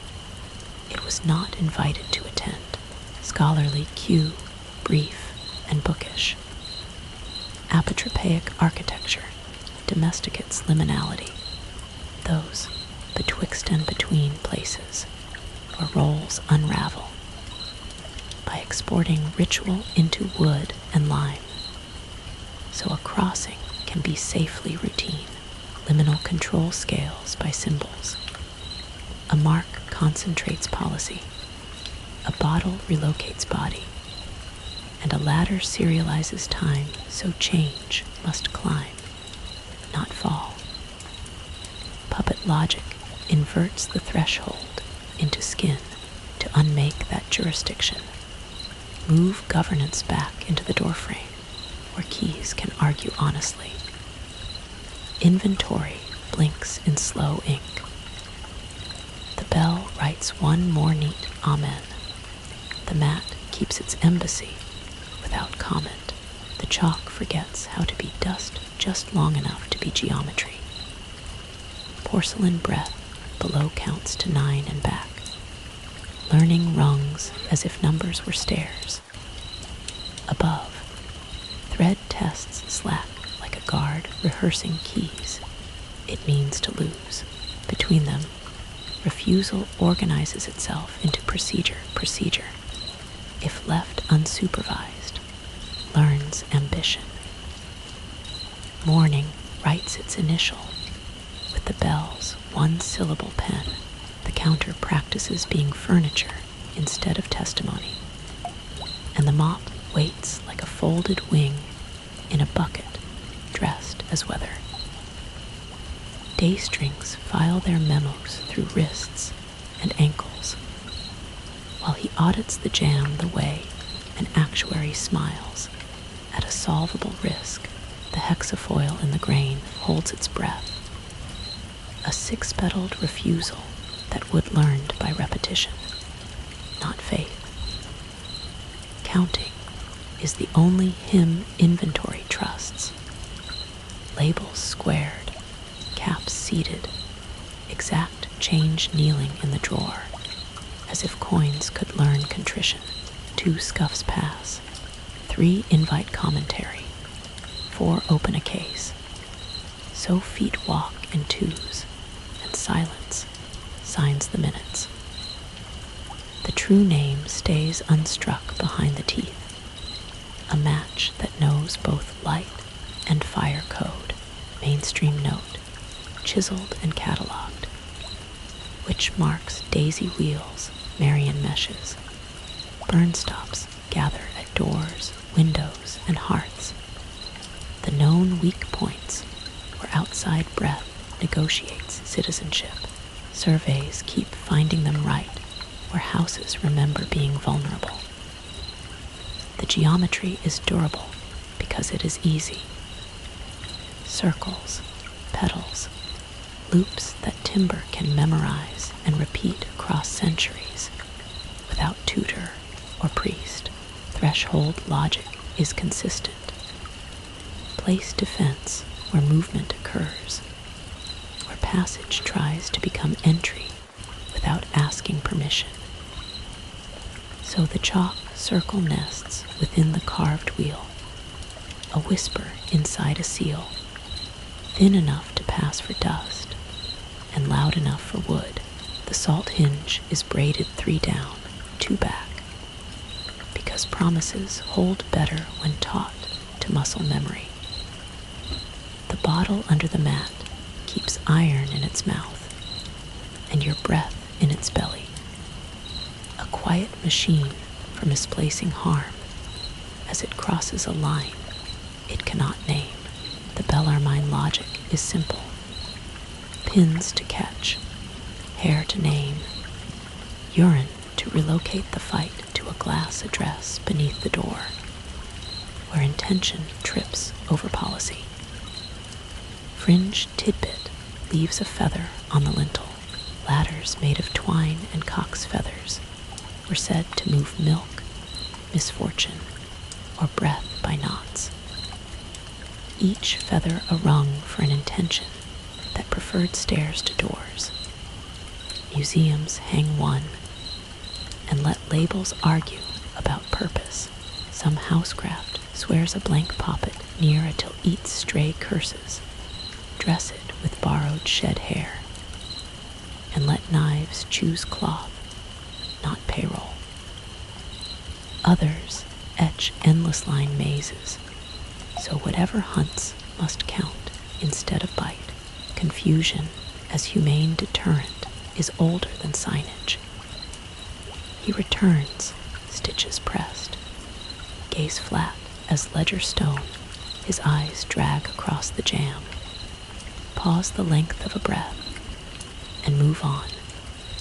As if boredom were a uniform, he irons twice, keep, he tells the door like a colleague, and the lock performs selection with the precision of a machine that believes in etiquette. Night loosens the dress code, chairs accept apologies, breath enlarges its lungs, and the strings allow inches the way parole allows errands. Charles into the seam, turn into the grain. The circle warms a syllable, the pedaled wheel holds its line, the nested geometry hums the note that doors use when they politely decline to be obedient. Above the jam, the feather ladder keeps 9 verbs coiled: loosen, slacken, mishear, and permits the 5th to lengthen the leash by a knuckle's worth. Under the mat, glass clicks, a small election called to order by iron and breath, scholarly cue, brief as a margin gloss. Apotropaic architecture domesticates liminality, the betwixt, where roles unravel, exporting ritual into wood and mortar, so crossings can be routinized and safe. Bottles relocate the body's signature to the threshold. Ladders serialize change, so it must climb rather than lunge, and marks condense policy into lines the building can keep without supervision. Puppet logic internalizes the lineman into skin. Reversing jurisdiction requires moving the threshold back to the door where keys, not strings, argue the case. Inventory signs and closes its eyes. The bell writes a 1-word minute. The mat keeps its embassy. The chalk remembers it is geometry, not dust, for exactly as long as needed. Below, porcelain breath counts to 9 and back, learning rungs.